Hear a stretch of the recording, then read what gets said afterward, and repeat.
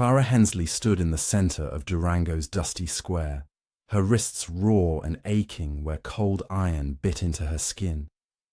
The sun dipped behind the jagged Sangre de Cristo peaks, painting the sky crimson and gold, a fierce backdrop to her, public shame. At 25, Clara was no stranger to hardship, but nothing had prepared her for this. Chained to a supply wagon, stripped of her freedom because she had refused Marshal Elias Vaughan's marriage proposal. The murmurs of the gathered townsfolk swirled like dust devils in the hot air. Men leaned against weathered storefronts, miners paused mid-swallow of whiskey, and women whispered behind hands. Clara's heart pounded, but her spirit blazed fiercer than the setting sun. She refused to bow to a man who ruled Durango with a crooked smile and a dangerous temper. High above, hidden among the crags and pines, Tala Sunqua watched with steady eyes. The Modoc war chief's bow was strung tight, an arrow resting ready, glinting in the last light.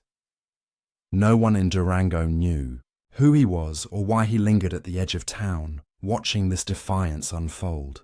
But Tala's silence spoke louder than words. There was honor in Clara's fight, and something in him stirred. As the crowd's whispers grew, an arrow suddenly streaked through the twilight, striking Elias's hat and pinning it to a post with sharp precision. Gasps rose from the square. What happened next will shock you. 6 months earlier, Clara Hensley arrived in Durango, Colorado, seeking freedom away from Ohio's crowded streets. A schoolteacher by profession, she brought with her hope and determination.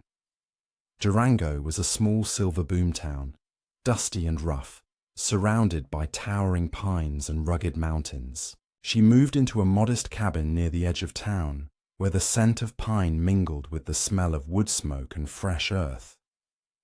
Her new home was simple but warm, filled with light during the day and quiet at night. Clara's purpose was clear: to teach the children of miners who labored beneath the earth's surface. Inside a one-room schoolhouse built from rough timber, she set about her work with careful precision. The walls echoed with the faint scratch of chalk on the blackboard and the soft murmur of eager voices. Children with dirt-streaked faces and calloused hands sat on wooden benches, their eyes bright despite their harsh lives. She taught arithmetic, reading, writing, and the basics of history. Her lessons offered them a glimpse beyond the dirt and darkness. Outside the schoolhouse windows, pine needles rustled in the breeze, and distant calls of birds punctuated the otherwise quiet town. The schoolhouse was Clara's sanctuary and symbol of hope. The children depended on her, and she felt the weight of their futures pressing gently on her shoulders. Durango's townsfolk were wary of outsiders, especially women with independent spirits. But Clara's warmth gradually softened their suspicion. She began hosting small tea gatherings at her cabin on cool evenings, inspired by stories she'd read about faraway Punjab. The spicy tea she brewed warmed more than just their bodies. It stirred conversations, built friendships, and wove a fragile community. Miners and their families came, sharing hardships and laughter around simple wooden tables. However, beneath the surface, danger stirred. Marshal Elias Vaughan ruled Durango with quiet menace. Tall and broad-shouldered, his sharp eyes rarely missed a detail. His smile was polite, but never fully reached his cold gaze. Townsfolk respected him out of fear rather than admiration. His word was law, his presence a shadow over every dusty street. Clara first noticed Elias when he appeared at the schoolhouse gate, introducing himself with practiced charm. His interest quickly turned from polite curiosity to something more possessive. At the general store, he began lingering during her visits, complimenting her clothes and skills. Small tokens appeared on her doorstep: wildflowers arranged neatly, seemingly innocent, yet heavy with intent. Those gifts soon transformed, threats whispered through the town like dry wind. Late-night knocks rattled her door. Murmurs warned her about crossing boundaries, yet Clara refused to retreat or remain silent. She knew her defiance would provoke Elias, but she chose courage over fear.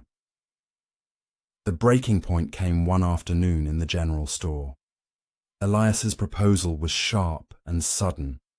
He asked her to marry him, to become part of Durango's established order.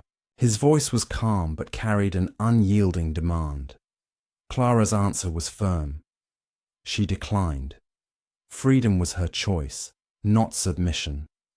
Her refusal shattered Elias's composed facade. His eyes darkened, a cold fury replacing the polished charm. Townsfolk sensed the change immediately. The fragile peace Clara had cultivated began to fracture. In response, Elias ordered a brutal punishment. Clara was chained publicly in the town square, her wrists bound to a wooden post beside the general store. The crowd gathered silently, eyes darting between her and the Marshal, some out of sympathy, others out of fear. Her chains were meant to shame her, to crush resistance before it could grow. Yet Clara's spirit did not break. Her gaze remained steady, filled with defiance and quiet strength.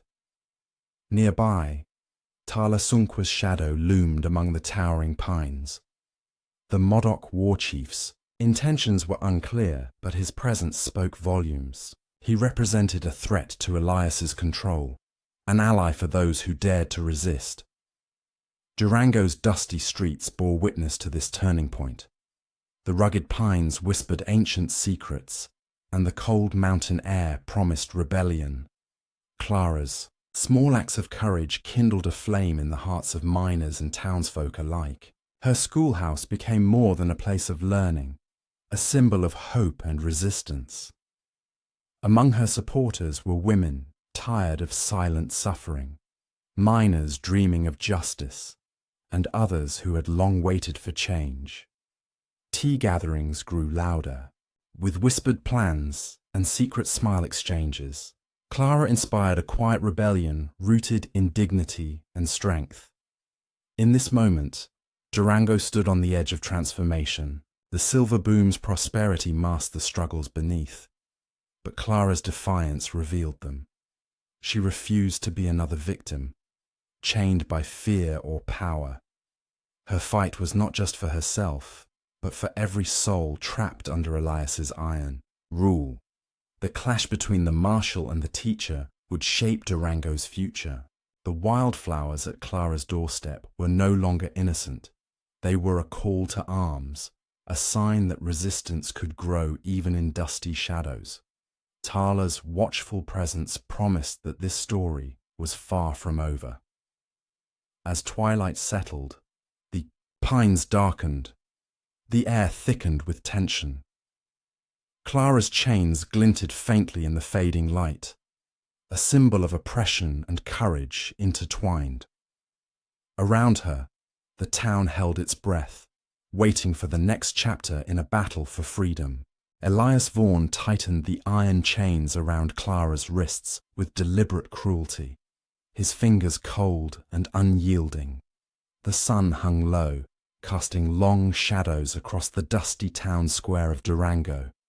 A tense silence gripped the crowd, their eyes flickering between Clara's defiant stance and the Marshal's menacing presence.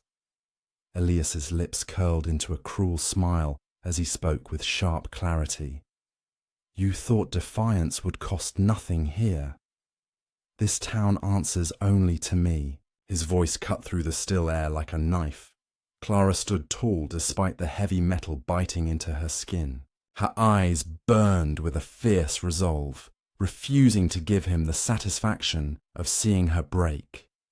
Suddenly, a swift sound pierced the quiet, a taut twang of a bowstring, followed by the speedy flight of an arrow.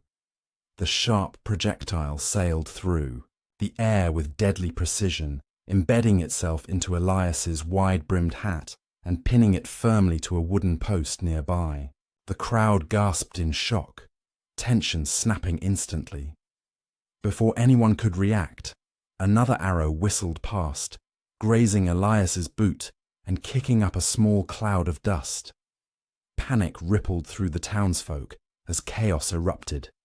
Some scattered behind crates and barrels, while others sprinted toward the safety of shadowed doorways. The once packed square emptied rapidly, leaving a storm of dust and startled voices in its wake. From the edge of the town's border, Tala emerged like a silent force of nature. His lean frame moved with controlled grace, muscles coiled and ready beneath a weathered leather jacket.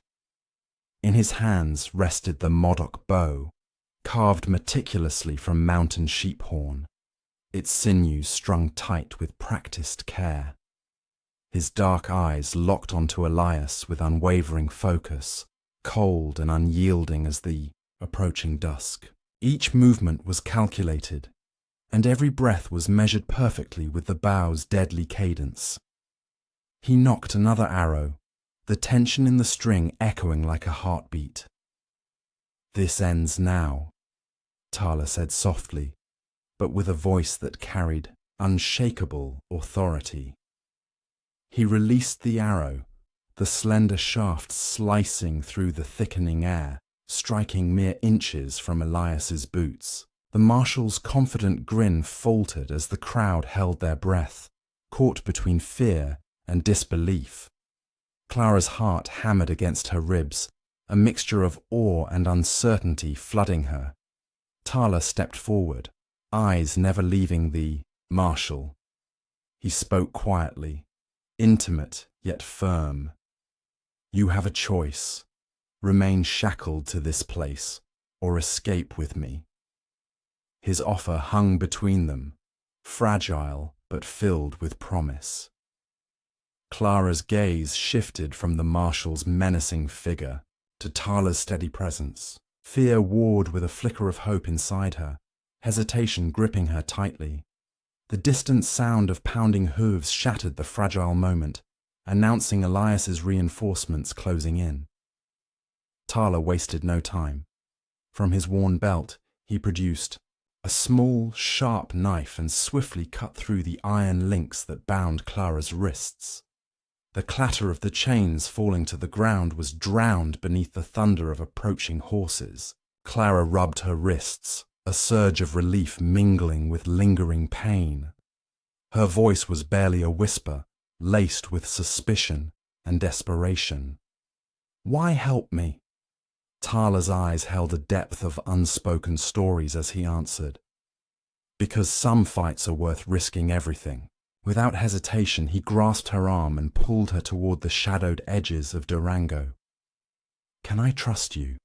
Clara asked, her voice trembling but steady. Tala met her gaze squarely, unwavering and honest. "Trust isn't a choice. Survival is. Follow me." They sprinted together into the rough wilderness, leaving the town's chaos behind. The fading twilight painted the sky in bruised purples and fiery golds, casting long, shifting shadows across the rugged Colorado landscape. Pine needles whispered ancient secrets overhead, while dry earth crunched beneath their hurried footsteps. The scent of sagebrush and distant wood smoke filled the cool air, mingling with the adrenaline that propelled them forward. Behind them, Durango's turmoil receded, a chaotic blend of fear, defiance, and fading light. Clara glanced at Tala, torn between lingering dread and the fragile hope that maybe, just maybe, freedom was within reach.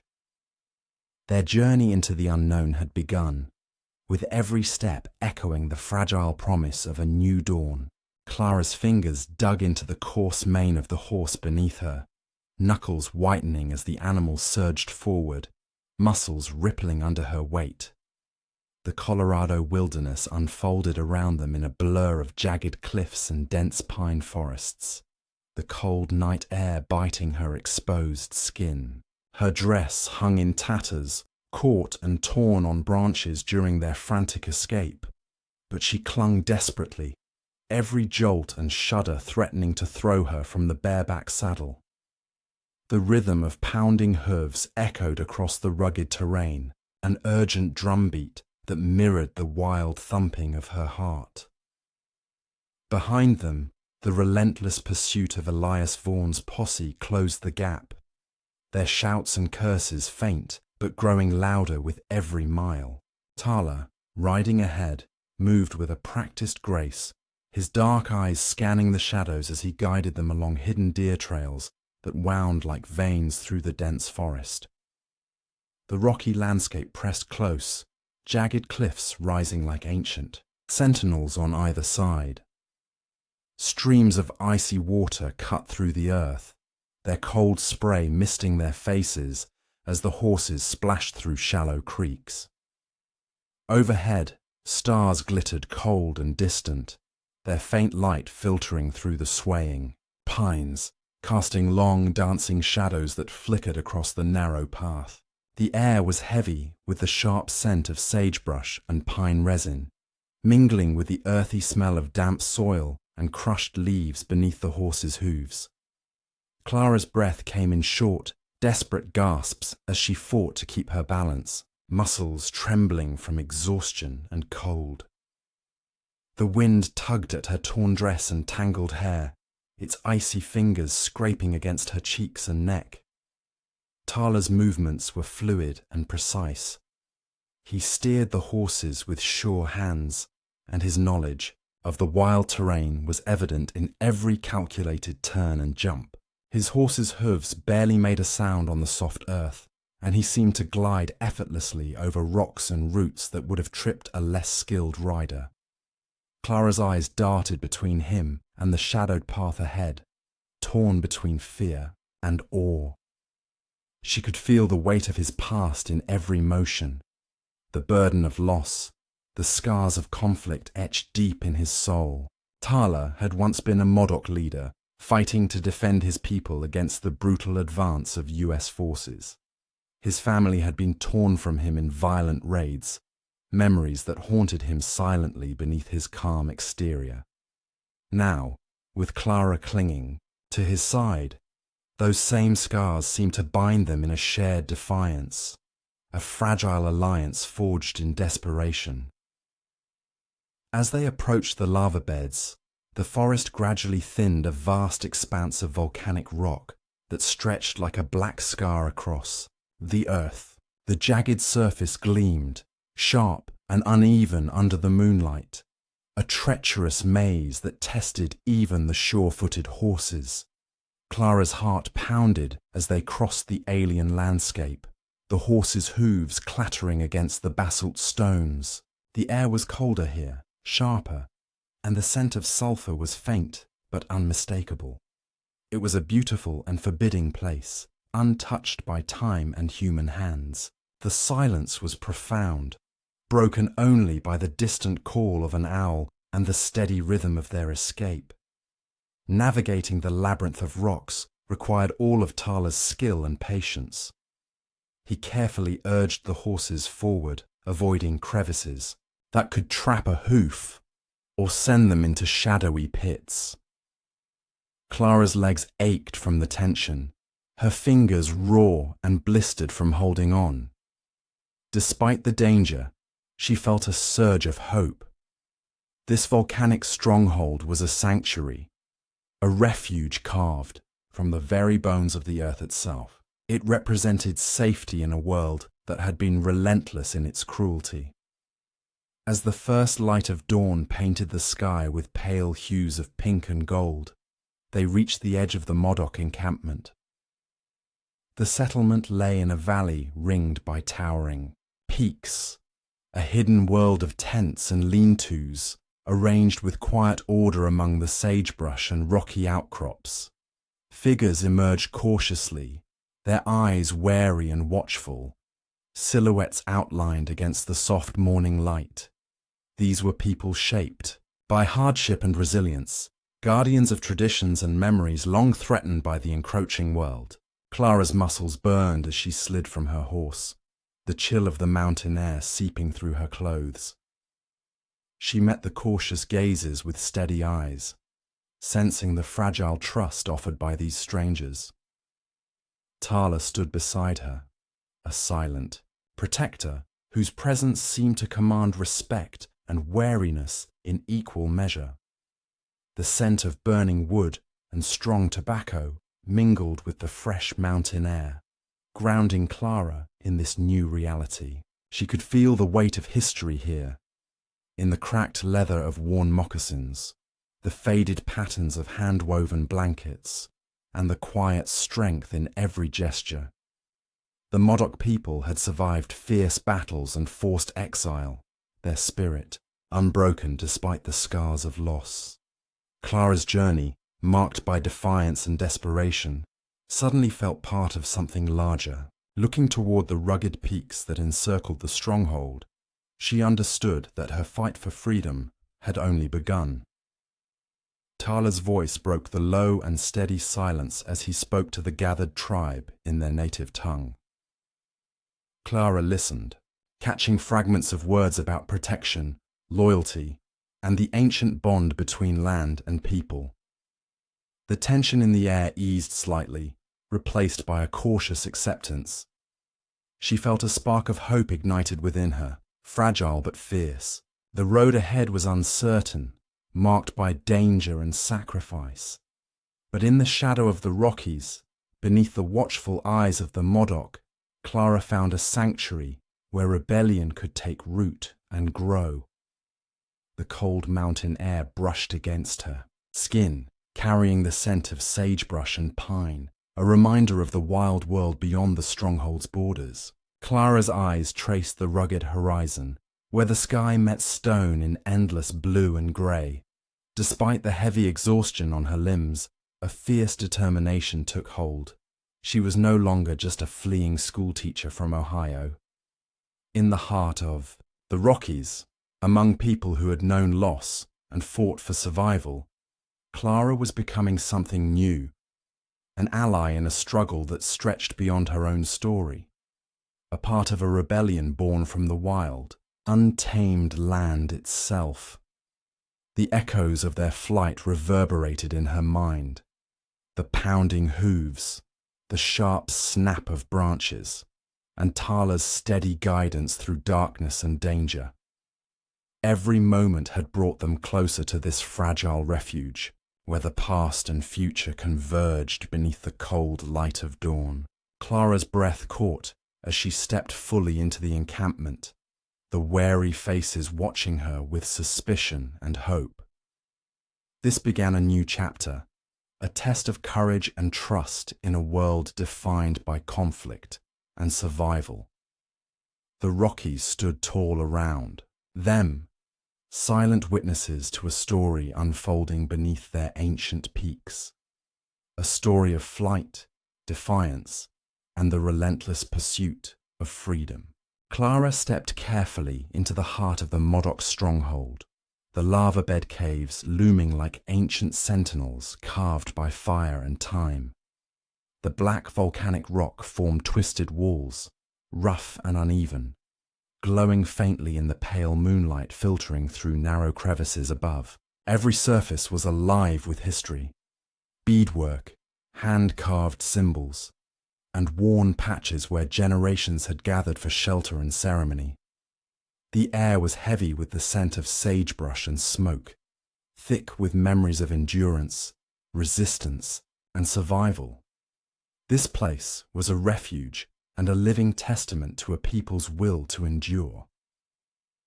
Ahead, a small group gathered near a fire's flicker, figures wrapped in worn cloaks, their faces lined with hardship, but marked by quiet strength. Among them was Lila Redbird, a revered elder whose silver hair shone softly in the firelight. Her eyes held centuries of wisdom and sorrow, sharp and unwavering as she scrutinized Clara's every movement. She carried the weight of her people's history, a burden of loss, betrayal, and unyielding pride. Beside her stood Quaver, a younger warrior, his stance taut, muscles coiled like a spring ready to strike. His gaze was wary, hardened by battles fought to protect these lands and those who called them home. Clara lowered her gaze respectfully, then spoke calmly but earnestly. "I come with no weapons except knowledge. I was a schoolteacher in Ohio. I believe education can heal, and that language can be a bridge. In Durango, I gathered the town's children, teaching them to read and share stories, much like your own traditions of community learning. I want to help your youth learn English, not to erase your identity, but to give them tools to survive in a changing world." Lila's gaze did not soften immediately. She circled Clara slowly, her voice low and deliberate. "Our language is older than these rocks and the rivers that run through this valley. It carries our spirit. But the world beyond these mountains shifts like quicksilver. If you truly mean to help, you must prove why you have come beyond words." Quaver's eyes narrowed sharply. "Strangers bring risk. Not all are friends. Many come with promises that vanish like smoke. You must understand we guard our people fiercely. Trust is not given lightly here." The tension in the cave thickened like the smoke from the fire. Clara felt the weight of their skepticism pressing down. The invisible line she had crossed from outsider to potential ally, still uncertain. Standing quietly behind her, Tala stepped forward, his voice steady and sure. "Clara risked capture and death to reach this place. She shares our defiance, our fight. She is no enemy." Quaver's jaw tightened, but his gaze flickered with something almost like respect. The silent exchange between the two men spoke volumes. They had different backgrounds and battles, but a shared commitment to protecting their people. Still, trust was fragile, and the air was taut with unspoken doubts. Clara was led deeper into the caves, where shadows twisted, and ancient symbols told stories of survival and resistance. The walls seemed to pulse with their own life, as if the ancestors themselves watched silently, guarding their secrets. She saw bundles of dried herbs hanging from wooden beams, intricate beadwork crafted by steady hands, and fire pits where elders once gathered to teach, heal, and plan. A small fire crackled in the cavern's center, and Clara was offered a cup of steaming tea. The aroma was rich with herbs and spices, sage, mint, and something unfamiliar yet comforting. As she sipped, the warmth spread through her body, reminding her of the tea gatherings she had hosted back in Durango, a tradition inspired by her Punjab roots. Those sharing moments brewed a sense of community and trust, fragile but powerful. Around her, voices murmured in Modoc, the words rhythmic and ancient. Children peered from the shadows, curiosity flickering in their eyes as they listened. Clara imagined teaching them English, giving them the strength to navigate two worlds without losing themselves. She felt a swell of hope. This could be a beginning, but beneath the hope, anxiety gnawed. The distant sound of cavalry horns echoed through the rocky landscape, a harsh reminder that danger was closing in fast. The cavalry's relentless pursuit cast a shadow over this sanctuary, threatening to shatter the fragile trust being built. Clara's heart pounded with urgency. Time was slipping away. Lila's eyes met Clara's again, fierce and searching. "You must prove your place here before the enemy arrives. We cannot afford mistakes." Clara nodded solemnly, her resolve hardening. "I will show you. I will earn your trust with every lesson, every story shared, every moment. The cave's black rocks gleamed under the moonlight, the cold mountain air carrying a sharp, clean scent of sagebrush and pine. The land seemed to hold its breath, waiting to see if this outsider, this schoolteacher from Ohio, could truly become part of the Modoc's fierce, unyielding spirit. The question echoed silently in the night. Could Clara prove she belonged before the cavalry tore their sanctuary apart? Elias Vaughan's rage boiled over in Durango's crowded saloon. His patience snapped like brittle wood beneath heavy boots. The tavern's smoky haze shifted as he marched through the sea of uneasy townsfolk, his eyes blazing beneath a scowl that crushed charm with brutal force. Clenched fists smashed against the polished bar, shattering whiskey bottles, their golden liquid soaking the rough planks like spilled promises. The murmurs hushed into silence as every gaze fixed on the Marshal, whose polite smile barely masked his savage will. "She's been stolen," Elias roared, voice thick with venom and urgency. "Clara, the schoolteacher, is held captive beyond the lava beds by those Modoc savages. This defiance won't stand. We ride to bring her back, dead or alive." His command was swift and ruthless, a call to arms echoing through the dusty streets. Messengers rushed to Fort Garland, their feet pounding against cobblestones. At the same time, tavern doors slammed open to release men eager for confrontation. Whispers turned to shouts, and loyalty fractured beneath the weight of Elias's lies. He painted Clara's escape as an abduction, twisting facts into fuel for a vengeful campaign. Every word fanned the flames of hatred, rallying the cavalry to chase shadows into the wilderness. With a final fist slam, Elias ordered, "Summon every soldier. We leave at first light." Far from the rising storm, Clara and Tala moved silently, beneath Colorado's cold sky, weaving through volcanic rocks sculpted like forgotten giants. The crisp mountain air carried scents of sage and pine, crisp and raw against chilled skin. Tala's voice was calm but firm, with a steady rhythm teaching Clara skills she had never imagined needing. "Watch the earth," he instructed, kneeling, to examine the dust. "Every track reveals a story: prey, predator, time passing." He demonstrated setting a snare, coiling sinew with precision around sharpened sticks, a survival craft passed through countless seasons.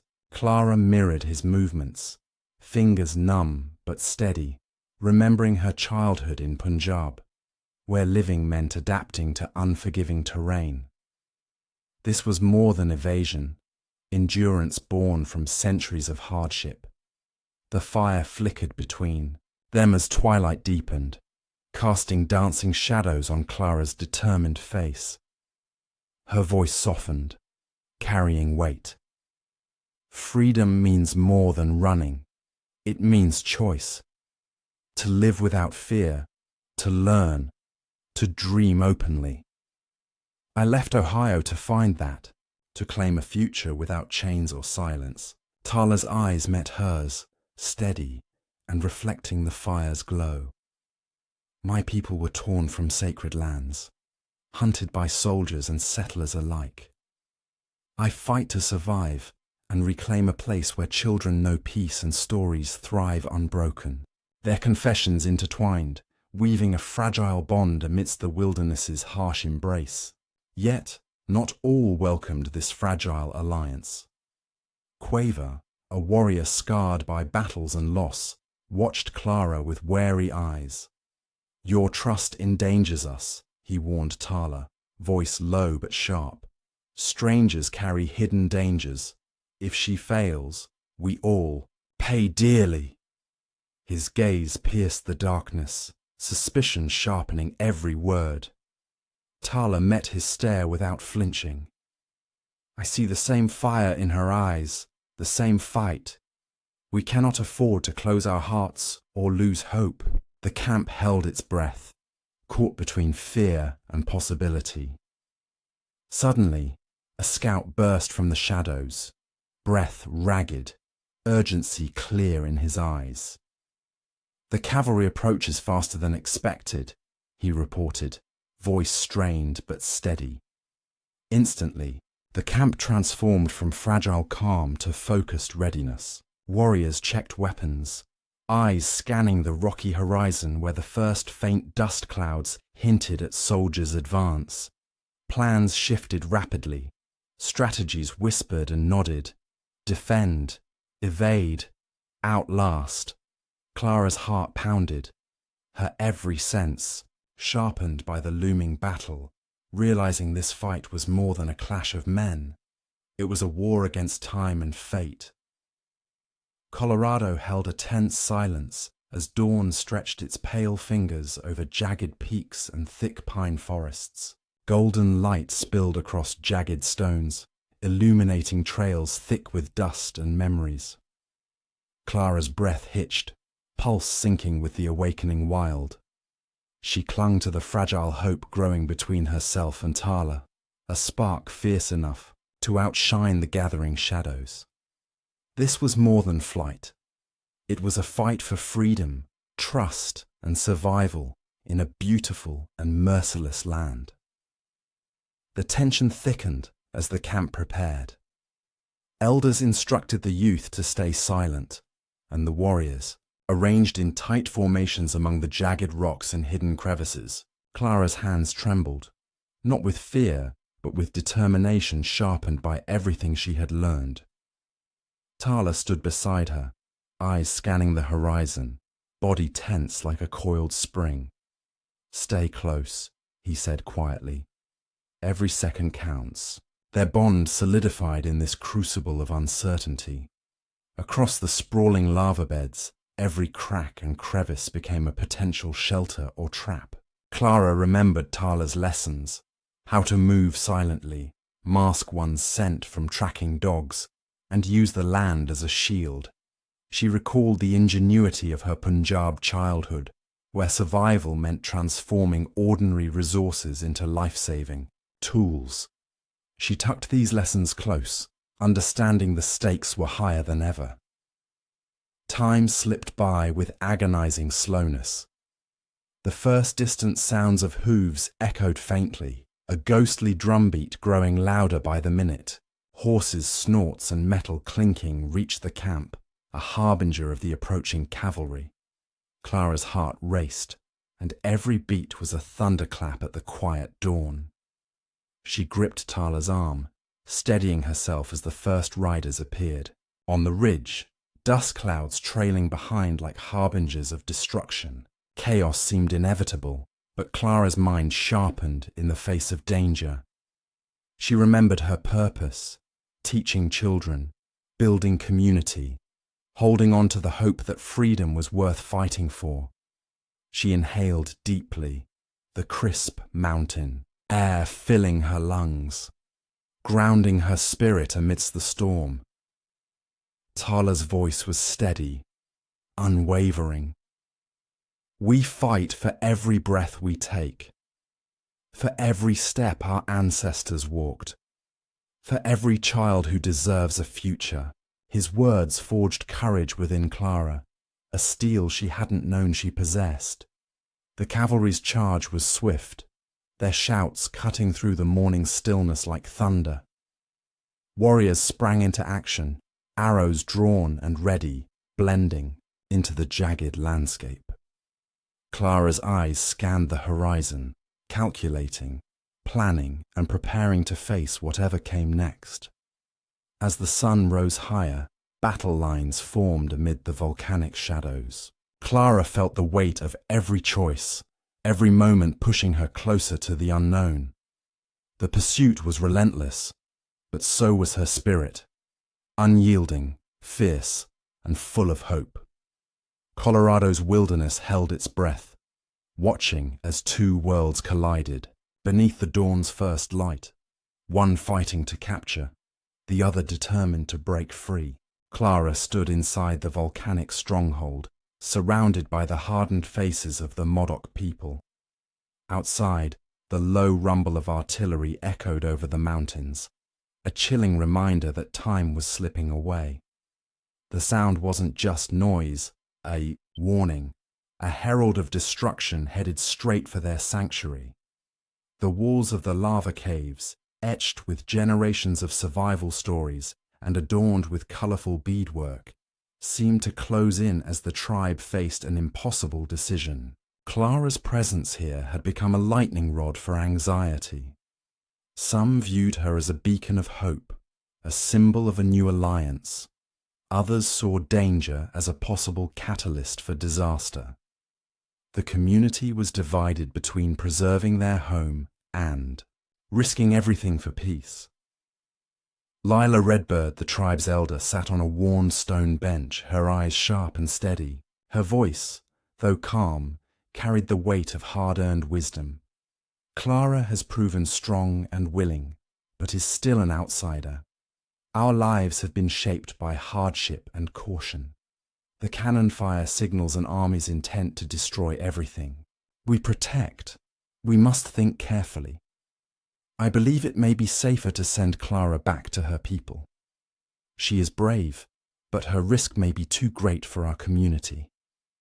Her words landed like stones among the gathered warriors and families. Murmurs of agreement rippled through the crowd, their faces etched with fear and sorrow. Quaver, a fierce warrior whose loyalty was rooted in decades of defending the land, stood. His tone was gruff, bordering on harsh. We have fought relentlessly against those who seek to claim our home. Bringing a stranger into our midst during this peril invites unnecessary danger. Their fury will be unleashed without mercy if the army finds her here. We should not gamble on hope alone. Clara's chest tightened. The fire of rejection burned, yet beneath it was a steadfast resolve. She had come far, endured so much, and felt a growing bond with these people. I understand your fear, she said, stepping forward, her voice steady despite the cold biting at her fingertips.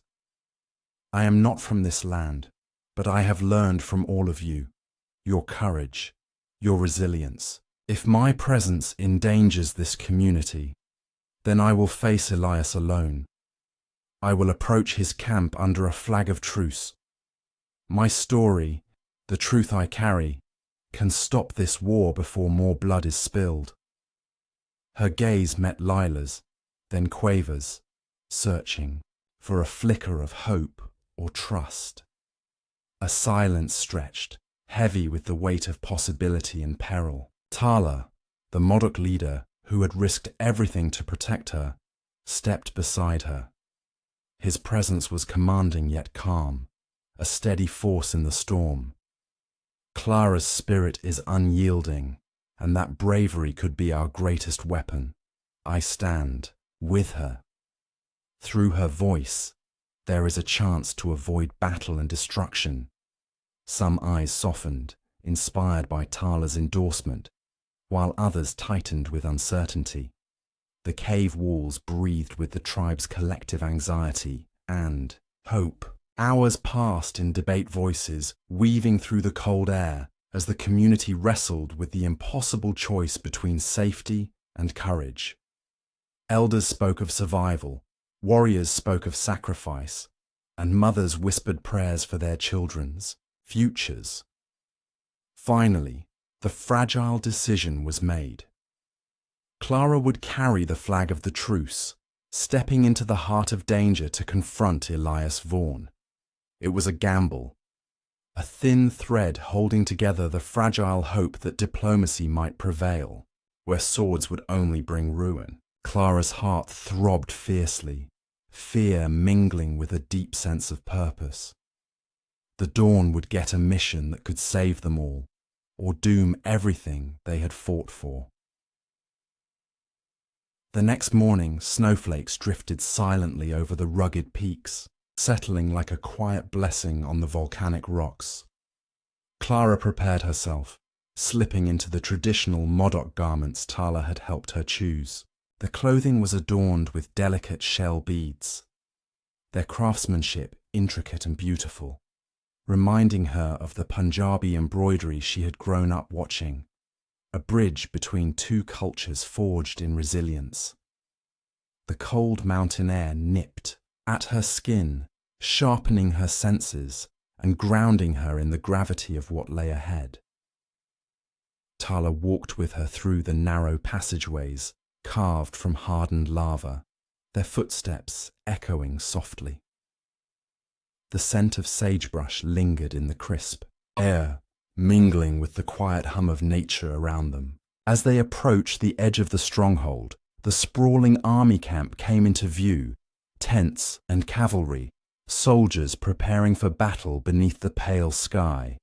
Elias Vaughan's figure loomed among them, a dark silhouette marked by menace and ambition. Clara's grip tightened on the truce flag, its fabric fluttering lightly in the breeze. Her mind raced through every lesson learned from the Modoc: how to read the land, speak with strength and clarity, hold fear steady, and use it as fuel. She thought of the community she had come to love, and the possibility that her words might spare them all from violence. The thought filled her with both hope and dread. The path ahead was narrow and perilous, but Clara's resolve was unwavering. Every step forward was a step into the unknown, a leap of faith in the power of truth to bridge divides carved by hatred and fear. The cold wind whispered through the pines, carrying a silent question. Could a single voice brave enough to speak, honestly and boldly halt a war fueled by lies and ambition? As Clara and Tala neared the enemy camp, the first rays of the sun struck the snow-dusted Rockies, casting long shadows across the landscape. The silence was thick, broken only by distant orders and the occasional clatter of hooves. Elias Vaughan's shadow stretched before them like a dark omen, a reminder that this confrontation was not just about survival but justice, dignity, and the fragile hope for peace. With a steady breath and a pounding heart, Clara stepped into the light, the truce flag held high between her and the looming threat. The fate of two worlds now rested on her courage. Would her truth be enough to stop the coming storm, or would the winds of war swallow them all? Clara and Tala stepped toward the cavalry camp, a fragile white flag held between them, fluttering like a thin thread of hope against the harsh Colorado wind. The air was sharp and cold, swirling with the scent of pine and dust. The rugged landscape, framed by towering crimson cliffs glowing faintly in the fading light. The soldiers stood in formation, their rifles gleaming like rows of silver teeth, their eyes sharp but uncertain, as if sensing the fragile balance about to shift beneath their boots. At the heart of the ranks, Elias Vaughan's smile twisted into something cruel and venomous. His gaze locked onto Clara fiercely, the word traitor cutting through the cold mountain air like a whip. His accusation carried weight, born of bitterness and rage at her defiance, but Clara refused to waver. She squared her shoulders, the calluses on her hands, earned through days of Modoc labor, clenching the white flag tighter. Her voice was steady despite the storm raging inside her as she began to unravel the truth Elias fought desperately to bury. She told of the chains that had bound her in the shadowed caves of the lava beds, the harsh nights spent listening to, the silence broken only by her own whispered prayers, the threats Elias had whispered behind a veneer of civility, promises twisted into warnings meant to silence her spirit. Her words starkly contrasted the man the townsfolk thought they knew, revealing a darkness beneath his polished smile. Every detail chipped away at Elias's false narrative, exposing cruelty hidden beneath the guise of order and authority. Standing rigid beside Elias, Colonel Marcus Holt felt a flicker of doubt ignite as Clara's testimony filled the cold air. His stern military bearing faltered momentarily, the unyielding discipline that had governed his command wavering in the face of undeniable truth. He glanced at Elias, whose scowl deepened. The tension between them was palpable, as the scales of justice seemed to teeter precariously. Clara's courage had pierced the armor of their conviction, stirring questions that could no longer be ignored. Tala moved forward with a calm strength that commanded attention, his voice a steady river flowing through the silence. He spoke of Modoc's dignity, a heritage of resilience and honor that had endured against impossible odds. His words were measured, but fierce, carrying the weight of a people who had fought for their survival and refused to yield. The soldiers listened, some with skeptical eyes, others with a flicker of respect, as Tala's message of shared humanity and pride echoed across the clearing. Suddenly, Elias lunged toward Clara, rage flashing in his eyes like wildfire. The moment crackled with danger, but Holt's iron grip restrained him, a silent signal of the growing divide within the ranks. The army, once a unified force, now stood fractured, some ready to follow orders unthinkingly, others beginning to question the cost of their obedience. The tension was electric, hanging thick in the air as the wind carried the scent of pine and smoke, mingling with the heavy weight of unspoken fears. Clara and Tala remained steady, their defiance a beacon in the dusk. Her shell-beaded clothing, a symbol of the Modoc's craftsmanship infused with the spirit of her Punjabi heritage, shimmered softly in the fading light. Each bead told a story of endurance and connection, a testament to the bridge she built between worlds. Together, they stood as individuals and representatives of truth too long silenced, their presence challenging the forces determined to keep it hidden. The soldiers shifted uneasily, the flicker of doubt growing stronger as Clara's words settled like embers in the cool mountain air. The stark reality of Elias's cruelty could no longer be ignored, and the possibility of peace, however fragile, glimmered faintly beneath the tension. Yet the threat of war still loomed, a dark cloud gathering over the jagged peaks, promising that the fight for justice was far from over. As night began to fall, casting long shadows across the crimson cliffs, Clara and Tala retreated slowly from the camp. Their figures, outlined against the fiery backdrop, moved with purpose and quiet resolve. The firelight of truth they had ignited flickered steadily, illuminating a path forward through the darkness. The battle ahead would be fierce, but silence had been broken, and with it came the first breath of hope. The wind howled softly through the pines, carrying the echoes of a moment that would be remembered. Courage faced cruelty, and the power of words challenged the weight of guns. Clara's heart beat steadily, filled with fear, but fueled by determination. Tala's presence at her side reminded her that she was not alone, that the fight was shared, and that they could face whatever came next together. The silhouette of Elias lingered in the distance, a shadow cast against the glow of campfires and the looming promise of conflict. But Clara's gaze did not falter. She knew the truth, spoken clearly and bravely in the firelight, could shift even the hardest hearts. The journey was far from over, but at this moment, the power to change the course of history lay in her voice, Tala's strength, and the fragile hope that dared to rise among the Rockies. Clara's life had settled into a rhythm as steady and enduring as the ancient lava beds surrounding the Modoc stronghold.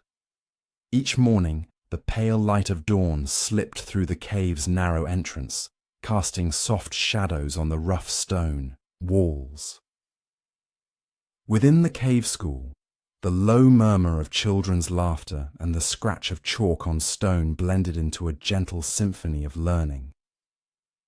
Clara moved among the eager faces, her voice patient and encouraging as she taught the English alphabet, tracing letters in the air, guiding tiny hands over chalkboards worn smooth by generations. Around her, the walls bore the vibrant colours of beadwork and petroglyphs, stories etched in time by ancestors who had survived and thrived against impossible odds.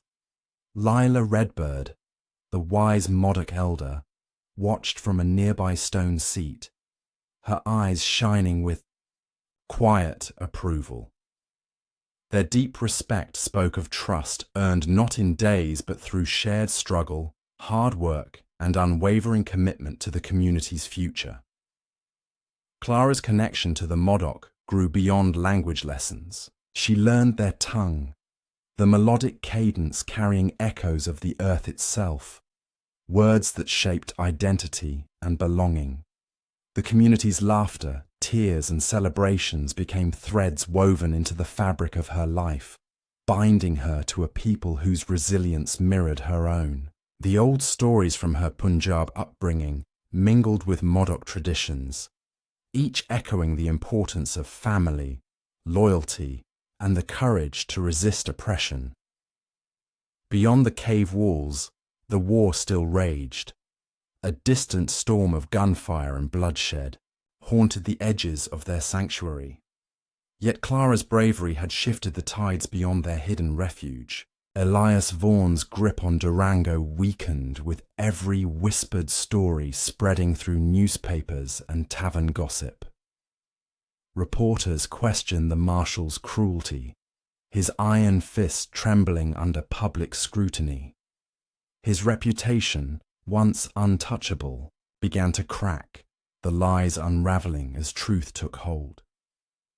Quaver, once skeptical of Clara's presence, now regarded her with a newfound respect. Her courage, humility, and tireless dedication to teaching had softened even the most guarded hearts. His warrior spirit, tempered by years of fighting for his people's survival, recognized in Clara a kindred strength, a fire kindled through shared sacrifice and unyielding hope. Months passed into seasons. Clara's days were filled with lessons, songs and stories, her voice guiding the Modoc children toward new horizons of understanding. She watched them grow, eyes bright with curiosity and dreams beyond the jagged peaks. The community flourished quietly, a testament to endurance and the power of education as a weapon more potent than any rifle. In the evenings, beneath the blanket of stars stretching endlessly over the lava beds, Clara reflected on her journey. She realized freedom was not merely an escape from chains or a distant ideal, but a choice made every day, in the courage to stand for truth, the willingness to build bridges between worlds, and the commitment to nurture future generations. The bonds of her Punjab family echoed in the Modoc's communal spirit, weaving a tapestry of shared strength and unbroken hope. The rocky cliffs stood silent witness to a new dawn breaking, not only in the skies above, but in the hearts of those who had dared to dream of peace amid chaos. Clara's legacy, intertwined with the resilience of the Modoc people, promised a future where voices once silenced could rise free and clear. As the firelight flickered and the night deepened, calm settled over the stronghold. The story was far from over, but the first chapters of change had been written with courage and truth. Clara's path, carved through hardship and hope, invited others to follow, to listen, learn, and believe in the power of stories to transform. Above, stars shimmered like silent guardians, their light spilling softly over the rugged landscape. The lava beds, ancient and eternal, cradled the promise of renewal beneath their dark embrace. In this quiet moment, Clara stood at the threshold of possibility, ready to face whatever challenges lay ahead, with the strength of a community united and a spirit unbroken. Subscribe to uncover the next epic tale, a journey of resilience, courage, and the unyielding fight for justice that will continue to echo through the mountains and beyond.